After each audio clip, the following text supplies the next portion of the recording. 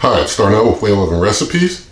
Today I'm going to cook up a slab of St. Louis spare ribs in the Power Air Fryer Oven 360. So we're going to see how this thing does with some St. Louis spare ribs right now.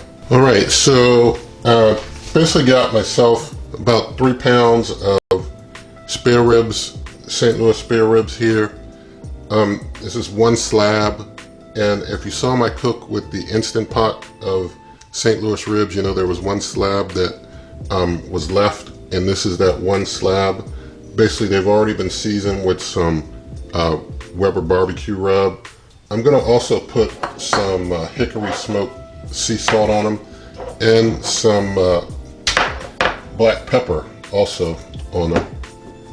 And I'm going to put in my iGrill 2 meat probe to keep track of temp, and I'll just spray this baking pan for the Power Air Fryer Oven 360 down with a little cooking spray. But before I do all that, I want to start preheating the Power Air Fryer Oven 360. So just going to turn the selection knob, sorry about that noise, but turn the selection knob till I get to roast. Now there I am on roast, and it says 350. I'm going to leave the time at an hour. I'll have to extend it if it needs it, but I'm going to up the temp to 375. Well, maybe I'll just leave it at an hour. If it needs more, I'll give it more later. Now you can use the air fryer fan, but it doesn't seem to have the air fryer fan on roast by default, so I'm going to leave the air fryer fan off for this one. I'm going to hit the start button. It starts preheating. As you can tell, it's real quiet without that air fryer fan. Alright, I'm just going to flip these and get some salt and pepper on the backside of them. That's smoked salt. And then I'll do the same on the front side.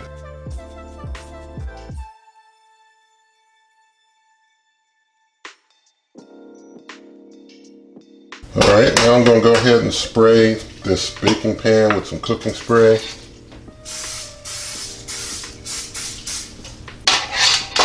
Alright, now that that's done, I'm going to take this big one here. I'll let it be the one with the meat probe, because it looks nice and fatty. Now, I'm going to be measuring temp with my iGrill 2, and although my iGrill 2 is showing like 190 temperature for slow and low spare ribs, anything really over 165 will be good.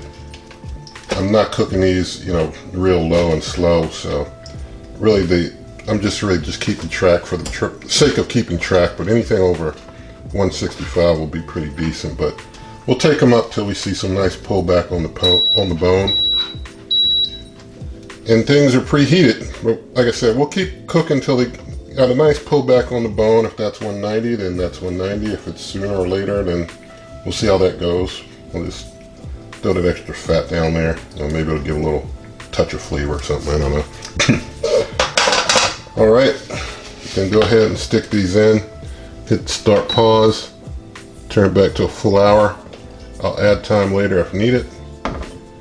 These are on the baking rack level. You can see the meat temperature is just 38 degrees. Ideally, if you want, you can let the meat set out till it's warmer before you start cooking. I'm going for it now. The choice is yours. Some cooks I do different ways depending on timing and such. So here we go. Now they're cooking, and I'll bring you on back in a while later. Alright, we are over 45 minutes into this cook.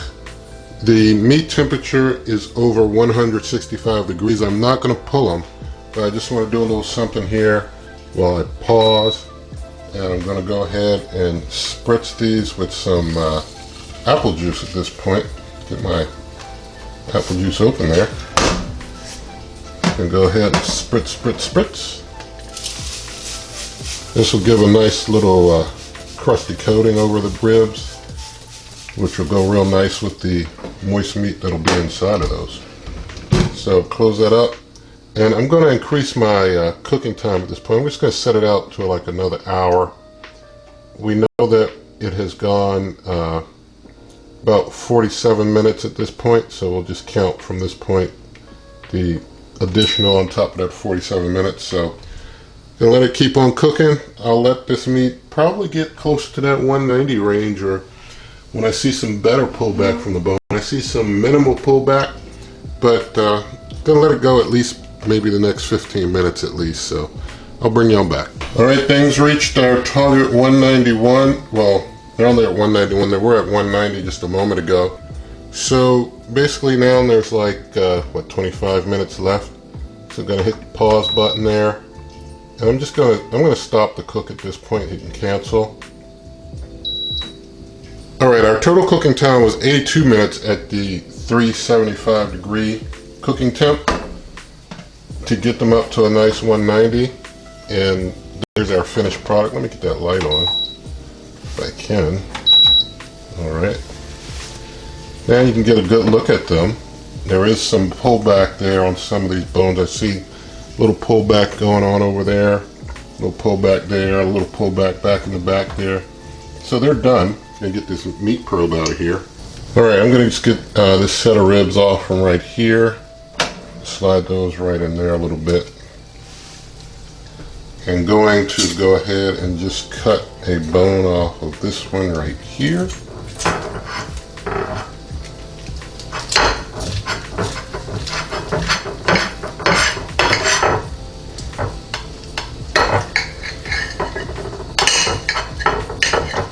Cut off good. All right, there's our finished rib. Looks pretty good. I'm going to go ahead and swap the camera around and do a taste test. It looks nice and juicy to me. Okay, St. Louis ribs from the Power Air Fryer Oven 360. Let's check it out. Nice meaty bite.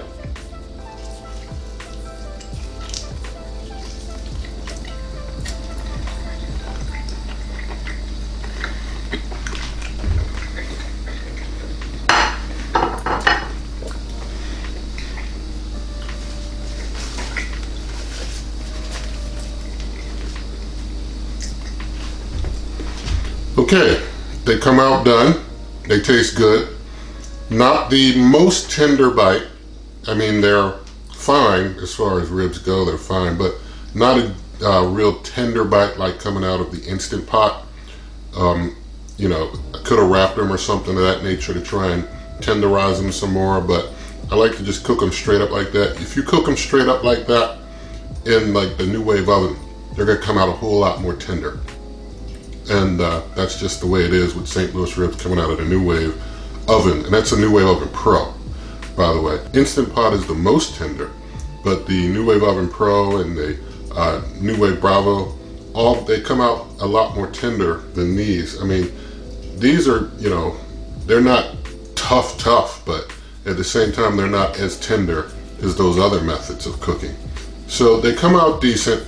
But, you know, I guess you could, you know, do some wraps or other things of that nature if you want to tenderize the ribs more. But basically, this shows you how you can cook some ribs up in the Power Air Fryer Oven 360. The written recipe for this and other recipes with other cookers that I've mentioned are all at superwaveovenrecipes.com. You can get direct access to this YouTube channel by just pointing your web browser to waveovenrecipes.com if you ever forget how to get here. Anyway, if you like the video, you can definitely give it a thumbs up, share the video with a friend, leave your comments, subscribe to the channel. Also check me out on Instagram, pictures of this and other cooks at Wave Oven Recipes on Instagram, Wave Oven Recipes on Twitter, patreon.com/Wave Oven Recipes.